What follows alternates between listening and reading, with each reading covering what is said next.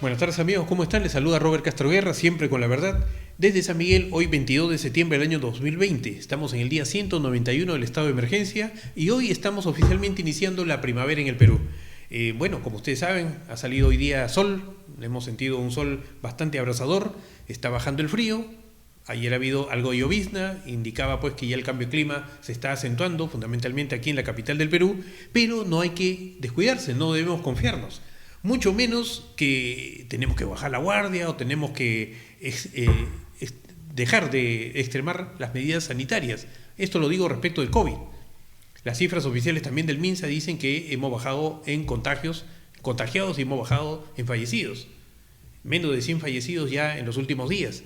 Y esta última semana ha sido bastante prometedora y esperanzadora de que estamos en una pendiente de baja y esperamos que esto siga así. Sin embargo, no hemos vencido al COVID, no hemos vencido la pandemia, todavía continúa. Hasta que no haya una vacuna y le apliquen la vacuna aquí a los peruanos, tenemos que seguir con las medidas sanitarias en extremo. Usar la mascarilla, el distanciamiento social, aislamiento para los que se han contagiado y, por supuesto, no reunirse por nada del mundo con amigos, con familia, porque ahí está el contagio. Conforme nosotros caminamos, en nuestros zapatos llevamos el virus. No debemos enfermarnos a propósito de la primavera. No porque es primavera y sale un poco de sol, no vamos a estar tomando bebidas gaseosas o bebidas heladas que pueden generar que nos enfermemos, nos resfriemos y eso pueda complicar nuestro estado de salud. Miren lo que está pasando, por ejemplo, en Europa. En Europa se han relajado totalmente las medidas y hoy día están varios países ya decretando la cuarentena nuevamente, una cuarentena rígida.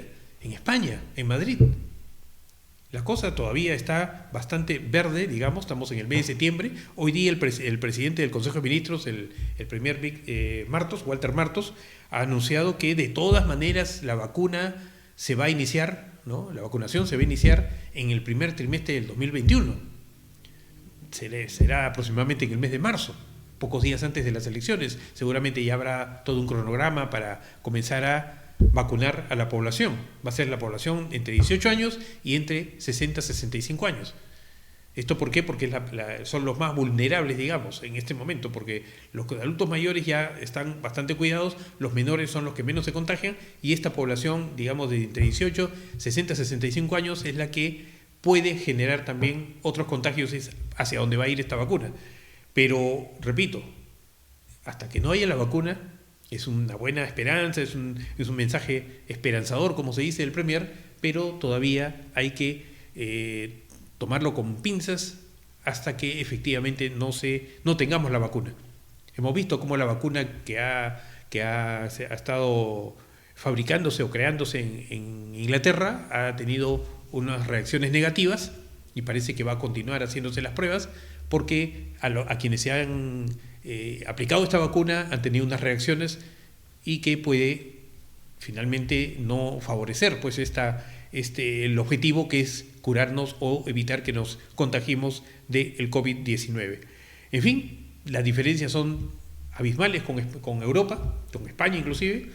Nosotros en este momento, si llegara una segunda ola al Perú, no sería igual que Europa. Europa tiene estados bastante fuertes, un sistema de salud pública que puede responder a las expectativas, ¿no? de los ciudadanos que quieren y necesitan cuidarse, de la población europea, pero en el caso del Perú no.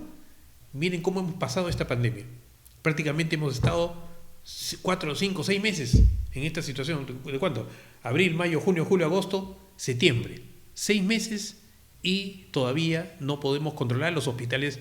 Bueno, si bien es cierto, han bajado las cifras, los hospitales todavía tienen numerosas pacientes por atender, todavía hay colas en los hospitales, todavía no tenemos camas disponibles, camas UCI no hay. Por ahí leía una información de un medio de comunicación que decía pues que definitivamente las camas UCI son las que más van a faltar en caso de una segunda ola, porque eso efectivamente es lo que ha pasado con la primera, ¿no? Hay un descenso de cifras efectivamente, pero sigue el riesgo de las camas UCI. O sea, si nosotros nos descuidamos, si creemos que estas cifras que están anunciadas y son las oficiales de parte del MINSA, van a significar que ya hemos vencido el COVID, estamos totalmente equivocados. Tenemos que todavía endurecer la guardia. No podemos enfermarnos, mucho menos estar descuidándonos con no cumplir con las medidas sanitarias dispuestas para evitar no solamente que nosotros nos contagiemos, sino evitar que en nuestras familias se contagien. Y así como no hay camas UCI, tampoco tenemos oxígeno, tampoco tenemos médicos. Entonces, la cosa es sumamente distinta a lo que está sucediendo en Europa, porque nosotros sabemos pues cómo tenemos el Estado acá en Perú, cómo está el sistema de salud en Perú, que no ha podido responder a las expectativas y que, bueno, ahora con esta situación de focalización de las cuarentenas, algo ha mejorado. Se habla inclusive, ¿no?, de una suerte de inmunidad de rebaño en algunas regiones. Loreto, por ejemplo, ya se ha enfermado aparentemente más del 60% de la población, entonces estaríamos hablando de una inmunidad de rebaño. Pero de esa situación que está sucediendo en Loreto, que pase a todo el país, hay un buen trecho. Inmenso trecho que no va a ocurrir, así que tenemos que cuidarnos fundamentalmente, repito, por ello, porque no tenemos un Estado que pueda responder a las expectativas de la población con una atención pública y una respuesta, en este caso pues a través de las camas UCI, del oxígeno y de los médicos que tienen que estar atendiéndolos ahí. Por eso también nos parece bastante irresponsable que se esté hablando a nivel del gobierno o de empresarios inclusive de que quieran ya autorizar la apertura, ¿no?, de las fronteras, permitir que tanto que salgamos o como ingresen al Perú, no solo peruanos sino cualquier persona, ¿no?, que se abran, que se autoricen los vuelos internacionales. Nos parece todavía sumamente irresponsable. Sumamente irresponsable también el turismo interno. O sea, no solamente los vuelos internacionales, las salidas por tierra a otros países, frontera del Perú, sino también el turismo interno. Todavía no estamos en una situación como para decir que, bueno, se han bajado las cifras y ya puedan salir a hacer turismo. Hemos visto que no podemos salir ni al parque en grupo, ¿no? Acá se han abierto pues las autoridades, se han permitido las visitas o las salidas los días domingo para que la familia de alguna manera o las personas puedan hacer un pequeño paseo o trote por alrededor de sus casas sin vehículos, y eso significa que todavía no está nada vencido, y menos pues que podamos, como está presionando, ahí yo sé que es un problema económico, que hay un sector importante en el Perú que se dedica al turismo, pero lamentablemente lo primero es la salud. Si no hay salud, no va a haber economía.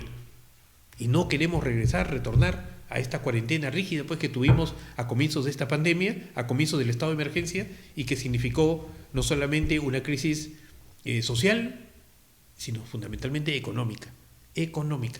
La gente necesitaba comer, pero ¿por qué no tenía para comer? Porque no tenía ingresos, porque había perdido sus trabajos. Entonces, en este momento hay una reactivación que poco a poco está nuevamente renaciendo, pero eso no debemos volver a vivir. Y eso va a depender exclusivamente de nosotros. Si estamos incumpliendo las medidas de seguridad sanitaria, definitivamente vamos a retornar a ello, y pronto. Y finalmente, en este tema de los contagios, también nos parece bastante irresponsable, por decirlo menos, que la FIFA haya autorizado o esté permitiendo ya que se inicien las eliminatorias para el Campeonato Mundial de Fútbol. Esto va a obligar a que los países con sus equipos estén viajando, ¿no?, de país en país para competir, y va a generar definitivamente el traslado del virus. No porque esto sea pues un negocio que están perdiendo dinero, que se entiende, no podemos generar la pérdida de vidas humanas. Esto tiene que, revisarse. Los gobiernos correspondientes deben conversar, no sé en qué nivel, ya no solamente en el nivel deportivo, sino también en el nivel internacional, respecto de la decisión de la FIFA de empezar el campeonato mundial. Bueno, ¿y qué irá? Pues bueno, el que no quiera participar no participa. Pero eso no solamente es eso. Estamos acá comprometiendo la vida de personas, de jugadores, de familias, y esto es inadmisible. Bueno, les decía al comienzo también que este ha sido un día bastante soleado, no solamente por la primavera que ya empezó, sino también es un día soleado porque la democracia parece que se ha impuesto en el tema de una decisión importante que había que tomar en el Tribunal Constitucional a raíz de una demanda de inconstitucionalidad, ¿no?, que se había presentado con el fin de declarar la prescripción de deudas tributarias de 158 empresas en Perú. Estamos hablando de una deuda aproximada de 11.000 millones de soles. Esta es voy a leer textualmente para no equivocarme en la información y para que todos tengamos claro, ¿no? El Tribunal Constitucional recibió una demanda de inconstitucionalidad interpuesta por el Colegio de Abogados de la Libertad, en la que planteaba la inconstitucionalidad de la primera disposición complementaria transitoria del Decreto Legislativo 1421. ¿Qué significaba esto? Que el referido decreto anulaba, ¿no?, pedía que fuera anulado el decreto correspondiente para que el Estado ya no pueda exigirle a 158 empresas, repito, que son deudoras del Estado y que entre las que se encuentra, por ejemplo, la minera Buenaventura, del señor Roque Benavides, por citar una empresa. Pero, ¿qué querían que les anulen? El pago de deudas tributarias, repito, de nada menos que 11.000 millones de soles que estaban debiendo por impuestos.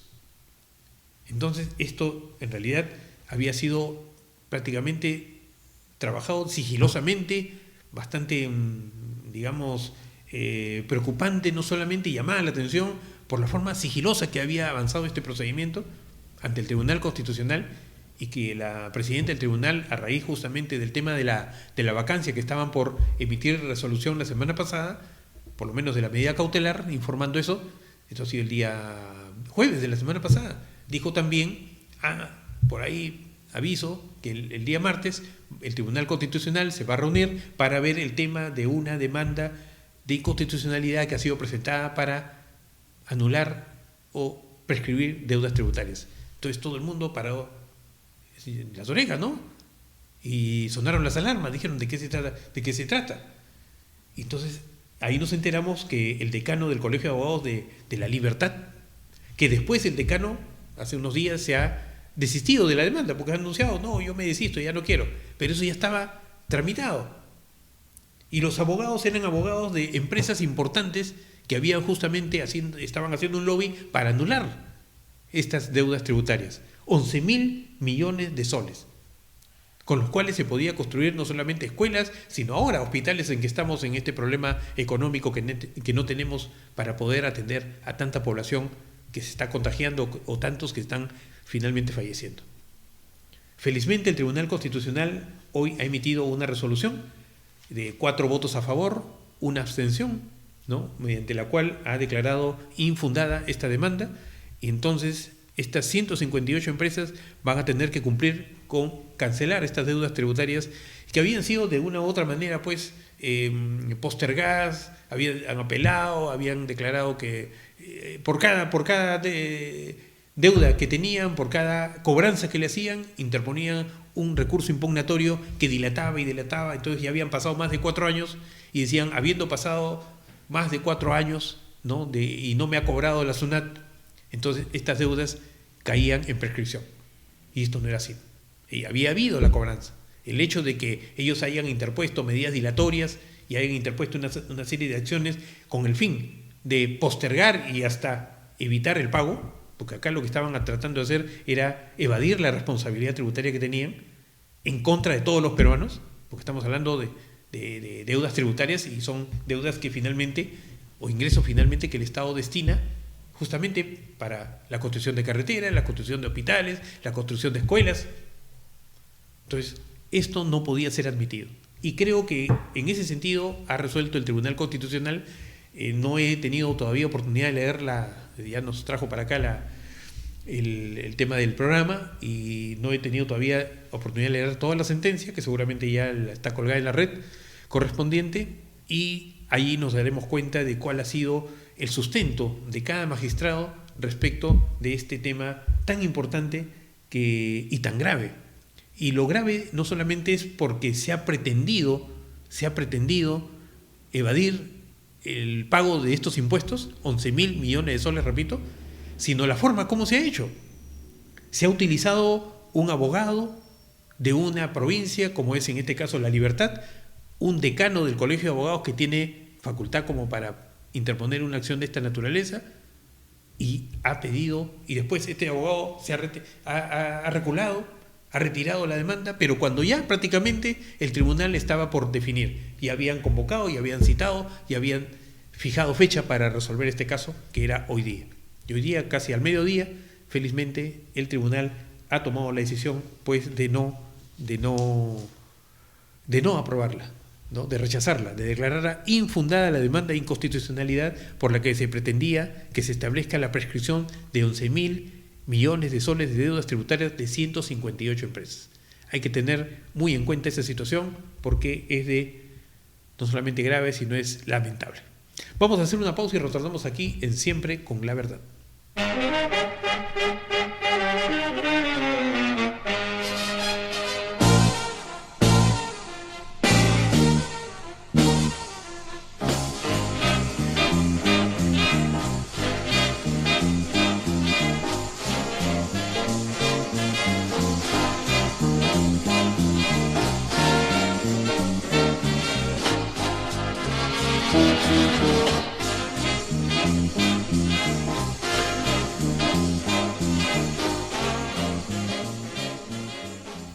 Continuamos aquí en Siempre con la Verdad, hoy martes 22 de septiembre del año 2020, estamos desde San Miguel transmitiendo este programa semanal que estamos haciendo, estamos en el día 191 del estado de emergencia y durante estos 191 días pues han sucedido una serie de temas importantes para el país, ¿no? Que nos han llevado a situaciones críticas, no solamente la pandemia, que justamente los 191 días de la emergencia corresponden a esta situación mundial, ¿no? Del COVID-19. Hemos tenido problemas y crisis económicas como consecuencia justamente de la cuarentena en que hemos estado prácticamente todos en el Perú. Hemos tenido que esta cuarentena ha generado problemas de índole económico porque la gente no podía trabajar y al no trabajar no tenía ingresos o perdió sus trabajos o al final tuvo que negociar con su empleador y el empleador con sus empleados para que puedan reducirse los montos de las remuneraciones porque ya la vida no iba a ser igual. Este retorno a la supuesta normalidad no era la misma, teníamos que retornar a una realidad y la realidad es que no tenían las empresas para poder solventar los gastos o las remuneraciones que implicaban pues los trabajadores. Entonces hemos tenido crisis sanitaria, crisis económica, crisis social, pero una importante crisis que hemos tenido y que seguimos teniendo y que parece que la vamos a seguir teniendo, es la crisis política. Lamentablemente nuestros políticos, nuestras autoridades no entienden que estamos en una guerra y que esta guerra todavía no termina y todavía da para largo. Hasta que no tengamos una vacuna que impida que continuemos contagiándonos, que impida que todavía tengamos muertos en nuestras familias, en nuestros amigos, nuestros vecinos, esto todavía no termina.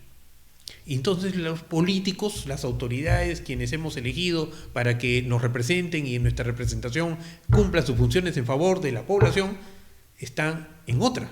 Están tratando de hacer una suerte de campaña o de carrera, ¿no? Por las elecciones que van a venir el próximo año.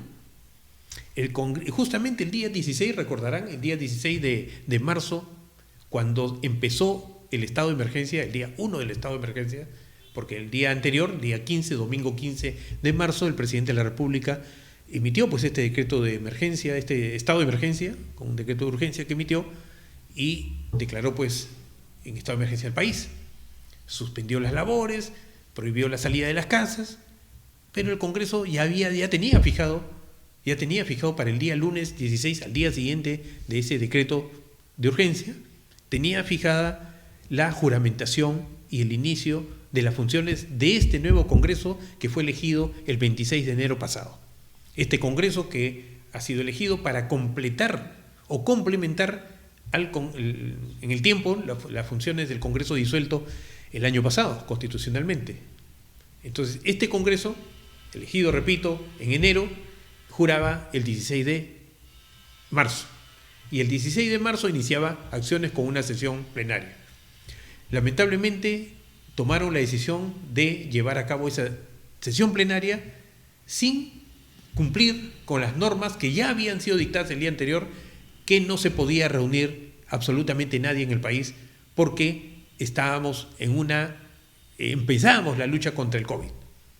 Los congresistas se reunieron, hicieron oídos sordos, no cumplieron con la norma de emergencia que había dictado el Ejecutivo y ya sabemos que casi una docena, 15 congresistas se contagiaron del COVID y muchos otros trabajadores del Congreso también pasaron por esa misma situación. Eso fue el inicio de esta crisis política que hasta ahora no para. No para, ¿por qué? Porque el Congreso tomó la decisión, porque dijo, no me interesa tu norma, nosotros somos otro poder del Estado, nosotros tenemos los mismos derechos para hacer y deshacer, ¿por qué tú solito vas a tener que ganarte pues el aplauso general? Nosotros también tenemos que hacerlo, y así empieza pues el Congreso en una suerte de pugna, porque quién daba más a la población, quién hacía mejor trabajo, quién ofrecía mejor las cosas entre el Ejecutivo y el Legislativo, por responsabilidad definitivamente del Legislativo. Entonces, como no podían reunirse, tuvieron que hacer sus reuniones vía Zoom, vía, los medios de comunicación que tenemos ahora a través de Internet. Y han estado haciendo sus reuniones como correspondía, pero han estado debatiendo y aprobando normas que, en realidad, la mayoría o buena parte de ellas eran inconstitucionales, por lo menos las principales. Aprobaron el tema del peaje, que está en el Tribunal Constitucional, ¿no? Levantaron el tema del peaje porque dijeron, no, ya no hay que pagar peaje, pero no sabían que teníamos pues un contrato ley que impide que esta norma, este contrato pueda ser prácticamente cancelado si es que no hay un acuerdo entre las partes. El Congreso lo hizo unilateralmente y definitivamente incurrió en inconstitucionalidad, definitivamente, y eso no lo entendía el Congreso. Después vino el tema de los aportes. Dijo, bueno, vamos a emitió una norma el Ejecutivo para que se pueda facilitar el retiro de cuotas, ¿no?, de algunos aportes que habían dado por unas cifras establecidas los aportantes a las AFP. ¿Qué dijo el Congreso? No, muy poco lo que da el Ejecutivo. Nosotros vamos a sacar una norma para que dé tanta cantidad, 25%, y después ahora están debatiendo la del 100%. Para ver quién da más. No, el Ejecutivo te da muy poco, nosotros te vamos a dar más. Sigue la pugna. Bravo, los aplausos, la tribuna, el populismo, la demagogia. Finalmente, casi nadie pues ya cree en el tema de las AFP, que efectivamente las AFP no han servido para satisfacer las necesidades de los jubilados en el Perú. Las AFP que se crearon en el tiempo de Fujimori, de la dictadura fujimorista, que supuestamente pues era la solución para los problemas históricos de los jubilados, del sistema pensionario en el Perú, pero tampoco la intervención de las empresas privadas pues eran la solución. Definitivamente no lo han sido. Por eso todo el mundo quería y quiere en este momento sacar su plata de las AFP. Estamos de acuerdo con eso. Tiene que modificarse el sistema de pensiones total, no solamente el sistema privado, el sistema también público, como es el tema de la ONP, que ese es otro tema también que hoy sigue en discusión. Sacó una norma el Congreso, aprobó una ley para que se disponga el retiro o la entrega, ¿no?, de aportes de la ONP a sus pensionarios, pero el Ejecutivo está observando la norma, ¿no?, y definitivamente va a pedir inclusive seguro su inconstitucionalidad. Pero en este momento hay todavía la pugna respecto del tema de la ONP. Pero al margen de si es AFP o ONP o las dos juntas, el Sistema Nacional de Pensiones, repito, no funciona. Y no existe por parte del Ejecutivo ni Legislativo ninguna persona, ninguna autoridad, ningún representante o ningún ministro o ningún congresista que haya planteado una nueva ley del Sistema Nacional de Pensiones. No la hay.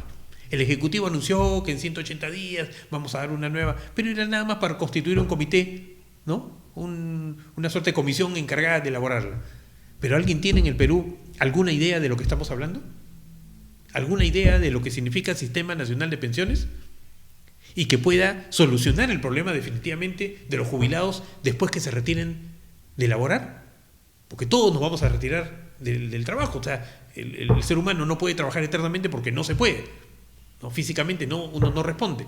Hasta cierto punto va a tener que... Y después, ¿quién va a mantener o sostener a esa persona si ya no tiene trabajo? Definitivamente las cuotas pensionarias que se retiran pues del sueldo sirven como ahorro para que después podamos nosotros tener una vida por lo menos sin incomodidades, una vida que nos pueda servir estas pensiones para sobrevivir básicamente y tener una vida holgada, tener una calidad de vida, pero ni siquiera para sobrevivir sirve. Estaban diciendo por ahí que repartan 400 soles, 200 soles. Si las pensiones siempre han sido de esa cifra mísera, ¿quién puede vivir con 200, con 400 soles? Ni siquiera con el sueldo mínimo de 930. Entonces nos parece una burla, me parece una burla que se esté pensando en ese tipo de salidas, porque entonces tratan de destruir algo que, si bien es cierto, está mal, pero no construyen otro para solucionar este problema. Todos dicen, repártanse la bolsa de la ONP, de las AFP, pero ¿cuál es la alternativa al Sistema Nacional de Pensiones que hoy día no funciona? Esa es una llamada de atención para el Ejecutivo, para el Legislativo, que hasta ahora no nos han dicho absolutamente nada. Bueno, y en esa situación de conflicto que ha generado esta crisis política, estaban el tema también de las interpelaciones, de los cuestionamientos a los ministros, ministro primero de Educación, ministra del MEF, ministra de Economía. Querían cuestionar también o interponer también una censura al ministro del Interior. Tuvo que renunciar, en realidad era una situación crítica también en ese caso, pero comenzaron pues a tener una serie de interponer o avisar que iban a interponer, anunciar que iban a interponer una serie de censuras a varios ministros. Definitivamente en ese conflicto los ministros más estaban preocupados porque no los censuren y estaban en el Parlamento que haciendo su tarea, cuál era la lucha contra el COVID. Entonces la crisis política comenzó como una bola de nieve a seguir creciendo.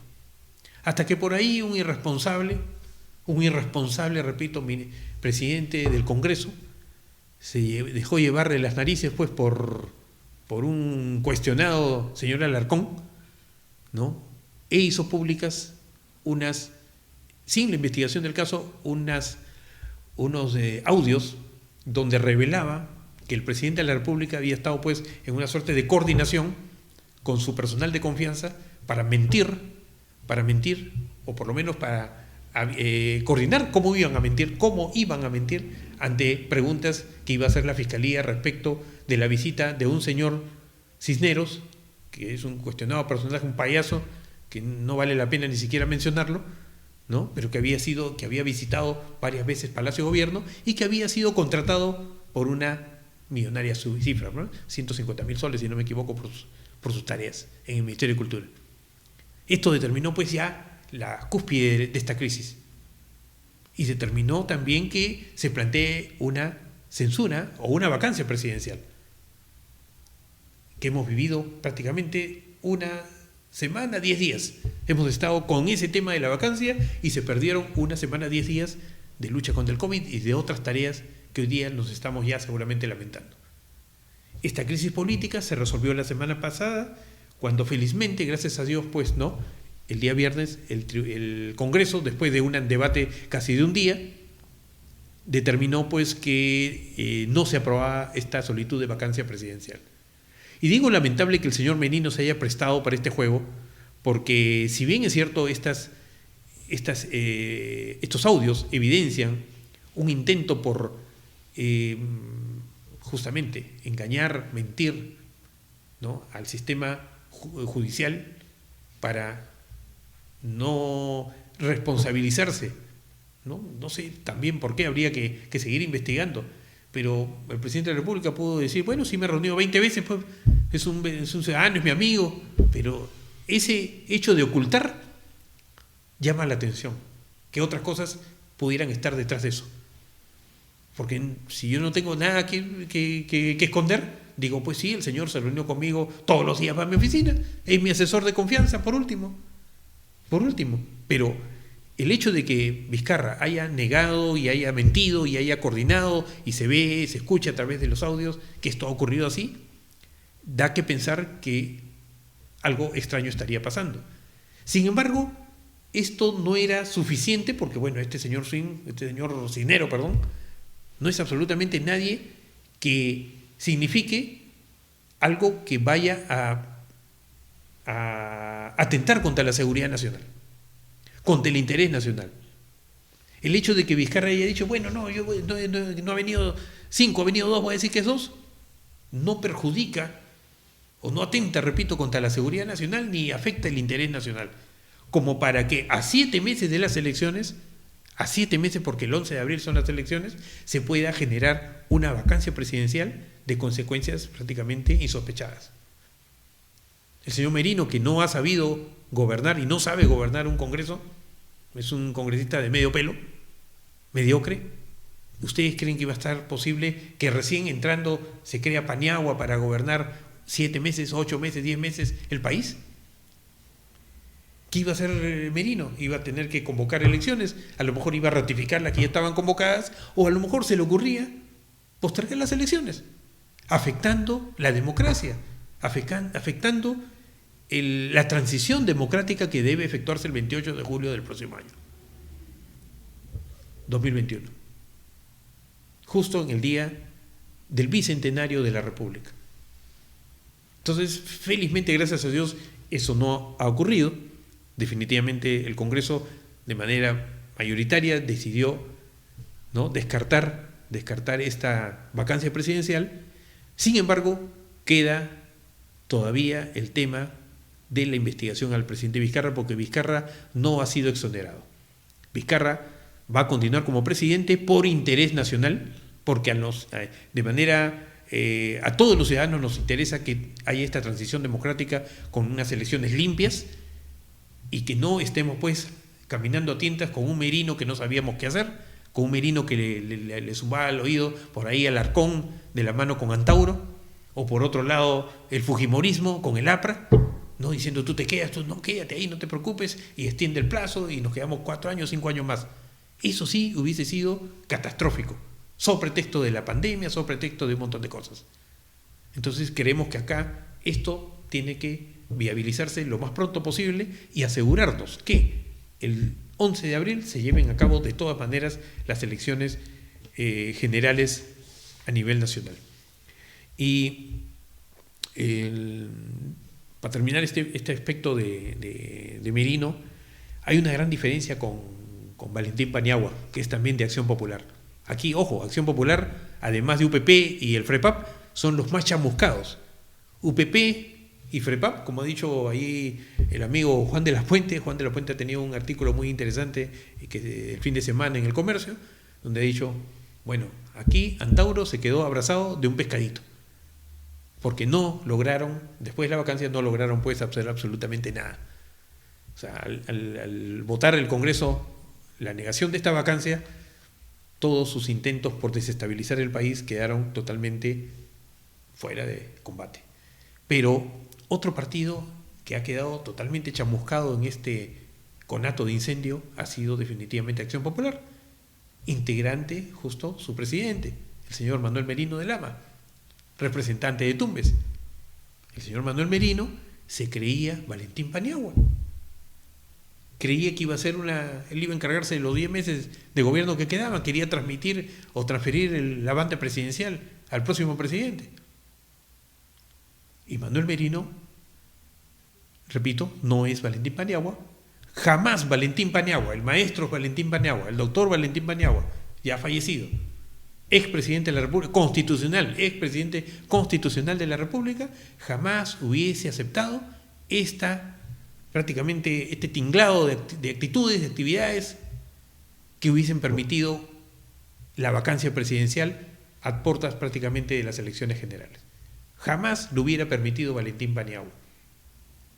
Y esa es una llamada para la gente de Acción Popular.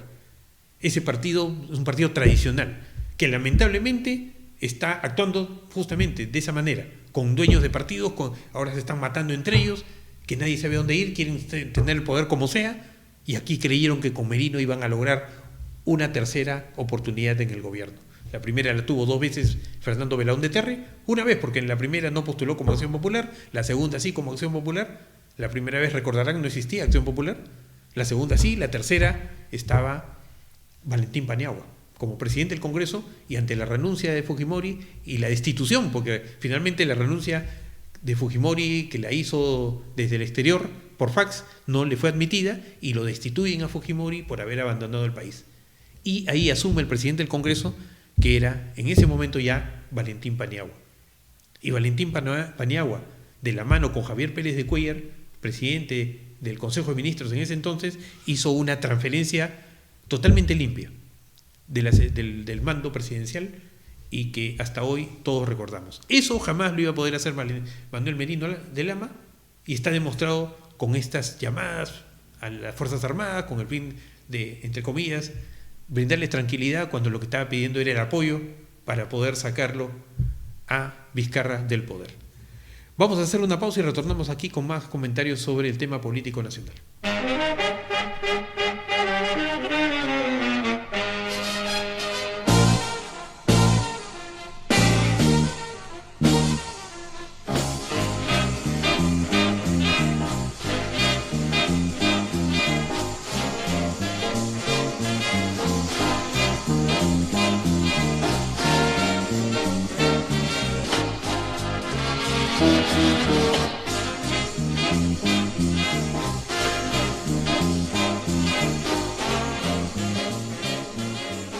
Continuamos, amigos, aquí en Siempre con la Verdad. Estamos en el día 191 del estado de emergencia de San Miguel. Robert Castro Guerra para ustedes, conversando y compartiendo alguna información.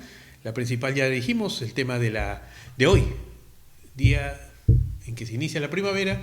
Hemos tenido una resolución importante del Tribunal Constitucional que ha declarado infundada la demanda de inconstitucionalidad que se presentó y que tenía como objetivo la prescripción de 11.000 millones de soles como deuda tributaria de 158 empresas.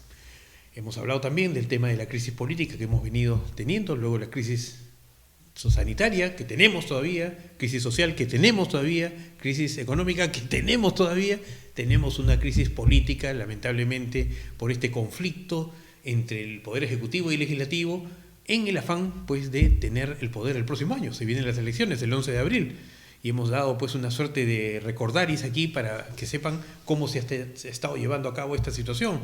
Y lo último ha sido pues la vacancia que felizmente no prosperó, ¿no? Una vacancia donde, repito, como dijo el amigo Juan de la Puente, ¿no? El antauro de UPP se quedó abrazado al pescadito del FREPAM. Esa situación, sumadas a la venganza que tiene, pues, a la intención de venganza que tiene pues el fujimorismo y el APRA, porque les disolvió el Congreso pasado, ese Congreso corrupto, les disolvió ese Congreso, entonces están con todavía la sangre en el ojo y quieren vengarse como sea de Vizcarra. Como sea.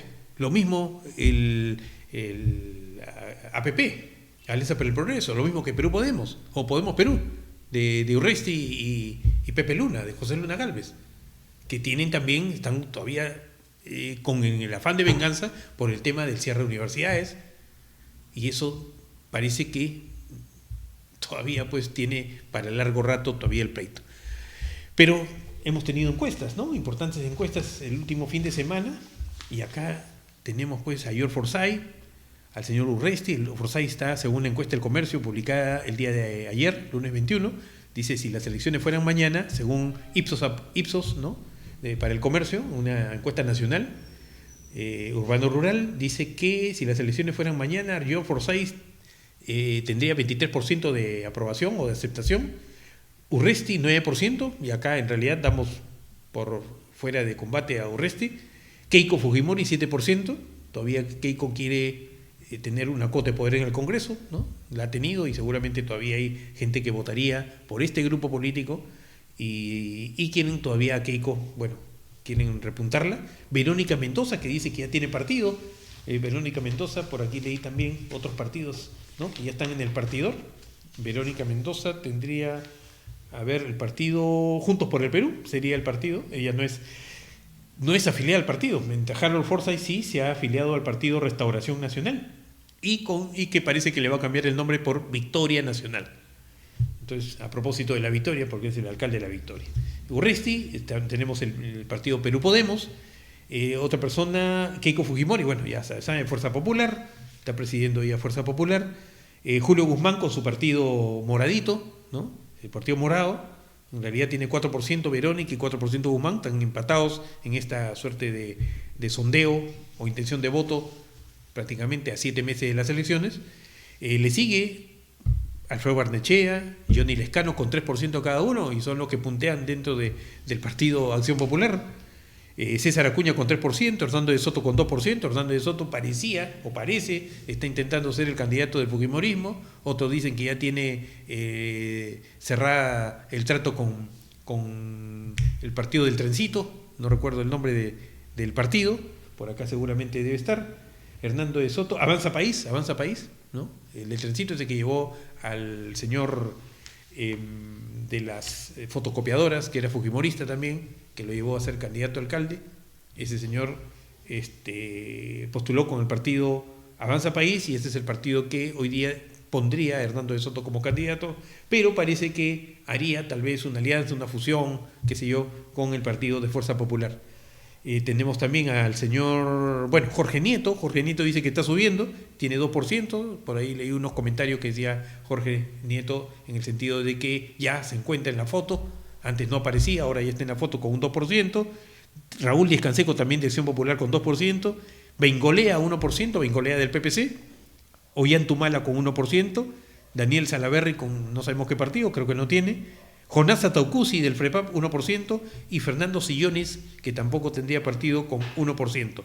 Por ahí recordemos también pues que apareció declarando el señor San Román, Máximo San Román salió declarando hace poco que ya habría cerrado filas con Contigo. Contigo es el partido, el lamentable partido, ¿no? de Salvador Herés y el lamentable partido pues de Violeta, el partido creo que también ahí se ha quedado en este partido el señor que estuvo ministro de Vivienda por bastante tiempo con Techito, el popular Techito. Bueno, este partido que antes se llamaba PPK, Podemos por el Cambio, que llevó a la presidencia a Pedro Pablo Kuczynski justamente, se cambió, recordarán, se cambió de nombre, se puso Partido Contigo, ¿no? Y se puso en contra del señor Vizcarra y ahora pues estaban en coqueteos con Pope Olivera y pareciera que hoy día ya se habría definido el tema con Máximo San Román. Otros candidatos está el señor Rafael López Aliaga de Solidaridad, no tiene nada que hacer aquí, Marco Arana Frente Amplio, Daniel Salaverry Perú Firme, pero Perú Firme no tiene inscripción y pareciera, ese es el otro problema, que acá tenemos una serie de candidatos de partidos, van a ser partidos, llamémosle tradicionales porque están inscritos y tienen las mismas costumbres, casi tienen todos un dueño, hay un dueño de partidos. Tuvimos acá hace poco al vicepresidente del partido Unión por el Perú, el señor Freddy Serna, el ingeniero Freddy Serna, que es vicepresidente del partido Unión por el Perú, y él declaraba que lamentablemente los partidos, inclusive su partido, tienen dueños, no hay democracia interna, lamentablemente. Entonces, así como estos partidos que son, entre comillas, nuevos y que se dicen que son la reserva moral y que tanta historia, tienen las mismas taras de los partidos tradicionales, los más antiguos, que quieren solamente imponerse toda la vida a ellos para salir reelectos en los mismos cargos y que no haya democracia interna. Por esa razón, este Congreso no ha aprobado, entre las tantas reformas que habían, el tema, por ejemplo, de un militante, un voto. Hay elecciones internas, van a haber elecciones internas, ¿no? Para las próximas elecciones, pero pueden optar por un militante, un voto o la votación por delegados, la elección por delegados. Y esta elección por delegados sabemos cómo es. Es todo una suerte de amañamiento, ¿no? Por decir un término, para poder elegir la lista o los candidatos que uno quiere que postule. Eso tenía que terminar. Si queríamos formar una nueva república, un nuevo Estado, una nueva estructura, algo mejor, camino justamente al bicentenario, teníamos que tener otras figuras jurídicas distintas a las que hoy nos impone para el materia electoral. Gracias a Dios hay algunas cosas como de lobo un pelo, por ejemplo, se aprobó el tema de que los sentenciados en primera instancia no postulen. El hecho de que no postulen no significa que estos sentenciados sean culpables o no, porque todavía tienen una segunda instancia para poder resolver su tema. Pero mientras estén cuestionados, Y con una sentencia en primera instancia, definitivamente, mejor que terminen de arreglar su problema y después, si salen limpios, perfecto, tienen próximas elecciones para postular, pero no en este momento, así como sucede pues con varios, con tantos que hay. Inclusive con el señor que acusó a Vizcarra, que lo reveló las mentiras de Vizcarra, que puede ser verdad. Vamos a investigarlo, pero lamentablemente el señor Edgar Alarcón, de Unión por el Perú, es un cuestionado personaje que no debería estar sentado ahí. Como tampoco debería estar sentado ahí el señor Acuña. El señor Acuña, el representante de Lambayeque, hermano de César Acuña, que ya está sentenciado y que no sabemos cuándo van a levantarle la inmunidad parlamentaria para que pueda ser retirado del Congreso y pagar sus culpas, porque ha sido sentenciado. Entonces, con estas normas vamos a elegir prácticamente lo mismo, porque no le veo posibilidad de que el 11 de abril no estemos enfrentando nuevamente para ver por quién votamos, entre el cáncer o el SIDA, ahora dicen o el COVID. Vamos a tener que elegir por el mal menor, como elegimos entre PPK y Keiko, o entre Ollanta y Keiko, el mal menor. Otra vez con el mal menor. Eso no queríamos para estas elecciones. Lamentablemente parece que esto va a ser así. Lamentablemente. Tenemos una situación preocupante y los nuevos partidos que no tuvieron la oportunidad de hacer su recolección o su inscripción en el jurado, porque hemos estado en esta pandemia de varios meses y una cuarentena cerrada, hasta el momento la mitad del país está en cuarentena. Entonces es imposible que los nuevos partidos puedan conseguir no solamente constituir los comités, sino conseguir también la militancia inscrita a través de las fichas correspondientes, porque no se ha autorizado este registro vía internet, vía virtual. Todavía no se pueden hacer las inscripciones a través de la red virtual, de las páginas web correspondientes. Entonces, al no haberse digitalizado el sistema para inscripción de nuevos militantes, lamentablemente los nuevos partidos que están buscando justamente estos nuevos militantes no van a poder lograr al 30 de septiembre, que estamos la próxima semana, inscribir los nuevos partidos que hubiesen presentado tal vez nuevos actores en este escenario político nacional. Eso es lo que merecía el Perú en este bicentenario que celebramos el próximo año como república. No va a poder lograrse lamentablemente ellos. Pero, en fin, es lo que lamentablemente tenemos. Y un poco para finalizar, hay un tema que no lo había soslayado, pero hay una serie de temas que el Congreso de la República, por estar en este conflicto de poderes con el Ejecutivo, hasta ahora no resuelve. El Ejecutivo no lo ha hecho, pero el Legislativo pudo, y lo anunció, resolver el tema de las deudas con los bancos de la gente. Lamentablemente el tema de las deudas inmensas, millonarias deudas, y millones de personas peruanos que tienen deudas con un banco y que no han podido pagar por la pandemia, este congelamiento se reprogramó, pero con altos intereses. Hoy día no pueden pagar estos peruanos deudores de los bancos, sea por préstamos bancarios, sea por créditos hipotecarios, por lo que sea. No lo pueden hacer. Entonces el Congreso dijo, tengo un proyecto, y tenía varios proyectos y estaban tratando de resolver los proyectos para que se disponga también el congelamiento con periodo de gracia, etcétera, para que puedan ser pagados, no al perro muerto, pero tampoco exigir que por una responsabilidad que no es del deudor, porque el COVID no lo trajo el deudor, la cuarentena la dispuso el gobierno central, o sea, no es responsabilidad de los deudores la imposibilidad del pago, porque se han quedado sin trabajo, pero tampoco se debía permitir pues que se les exija el pago sin las facilidades como estamos nosotros exigiendo desde el primer día. Facilidades a través de un congelamiento sin intereses de estas deudas bancarias. Lo mismo para el tema de las deudas por los teléfonos, la telefonía, con la internet. Importante ahora para el trabajo virtual, o para tratar de hacer el comercio virtual, o para el estudio. Para la educación, ¿cómo va a haber aprendo en casa virtual si no tenemos internet en la casa? Y no hay internet porque no pueden pagar. Y no pueden pagar porque les han cortado y si no pagan, le mochan el servicio. Entonces, acá hay cosas que debieron atenderse y debieron imponerse como primera prioridad en la agenda del legislativo, y no se ha hecho. Y no se ha hecho. Y un último tema respecto a esto mismo es el tema del pago de arbitrios. Las municipalidades tienen como responsabilidad atender al vecino para solucionar sus problemas domésticos, fundamentalmente de sanitario, que es el recojo de la basura, barrido de calles, el tema de los parques y jardines para que no estén malográndose el pulmón verde de la ciudad, la seguridad ciudadana. Esos son los temas importantes, muy al margen de las necesidades de renovar las pistas, arreglar pistas, veredas, etcétera, ¿no? Pero estos temas son importantísimos. Para ello, el gobierno central, la última transferencia que ha habido han sido de 706 millones, eso lo anunció la semana pasada el presidente, 706 millones para los municipios y gobiernos regionales.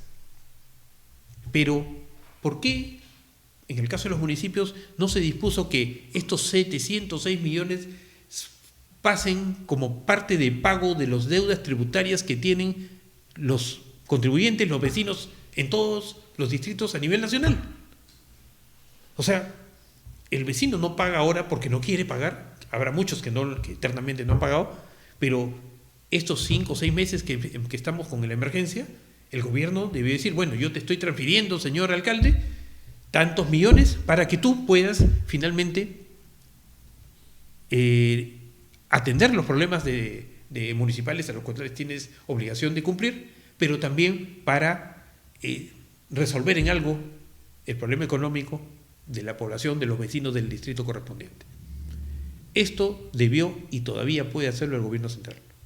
Tiene que sacar una norma en el sentido de que ya está bien, yo te transfiero los millones de soles que necesitas para resolver esos problemas, pero a cuenta justamente para descontar las deudas que tienen por arbitrios y deudas tributarias en general que tienen los vecinos en cada municipio.